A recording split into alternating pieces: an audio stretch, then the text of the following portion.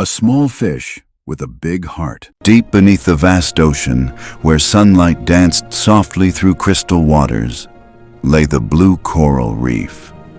It was a magical place filled with colorful corals, glowing plants, playful bubbles, and thousands of fish swimming freely.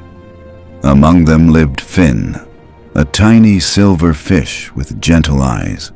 Unlike the others, Finn was quiet and slow. While schools of fish moved together in perfect patterns, Finn often lagged behind, watching from a distance.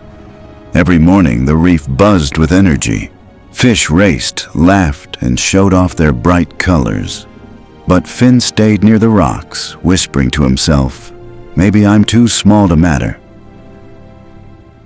The young fish gathered every day near the coral arch to practice swimming against the strong current. It was considered a sign of strength. When Finn tried, the current pushed him back again and again. "Look at him," laughed Rex, a fast blue fish. "He swims like a drifting leaf." The others laughed. Finn felt his heart sink. That night, as moonlight filtered into the ocean, Finn cried behind a coral wall, wondering why he was born so weak. One quiet evening, Finn met Taro, an ancient sea turtle with cracked shell lines that told stories of centuries. "Why are you sad, little one?" Taro asked gently. Finn shared everything: his fear, his shame, his loneliness. Taro smiled slowly. "The ocean doesn't measure worth by speed or size," he said. "Some are born to shine later." Those words stayed in Finn's heart like a glowing pearl. One day, the water grew dark. The corals trembled. A massive sea storm approached, stirring violent currents and shadows. Fish panicked and scattered. The strong swimmers rushed ahead, but many smaller fish were trapped among sharp rocks. Finn saw them struggling.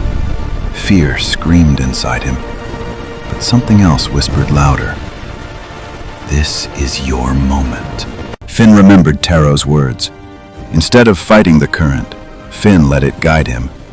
He swam low, using rocks as shields, finding safe paths others ignored. One by one, Finn led trapped fish to safety. His small size allowed him to pass through narrow coral tunnels. For the first time, Finn wasn't weak. He was perfectly made. As the storm worsened, Rex, the fish who mocked Finn, was trapped under a fallen coral. Finn didn't hesitate. With all his strength, he guided Rex through a tight passage. They escaped just as the coral collapsed. Rex looked at Finn in shock. "You saved me," he whispered. Finn smiled quietly. When the storm passed, the reef was silent. Slowly, life returned. Fish gathered around Finn. "You were brave. You were smart. You saved us." Finn felt warmth spread through his heart. He realized something important. He was never useless. He just hadn't found his purpose yet. The shining fish. Days later, Finn's scales began to glow softly, not bright like others, but warm and steady. Taro smiled from afar.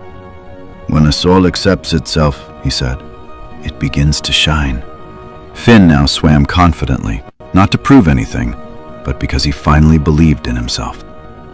Teaching the little ones. Look around, young ones. Finn began guiding young fish who felt scared or small. "Don't rush your journey," he told them. "The ocean has a place for everyone." The reef became kinder. Laughing turned into learning. Competition turned into care. As Finn looked out into the endless blue, he understood. The ocean didn't need him to be the fastest. It needed him to be himself. And that was enough.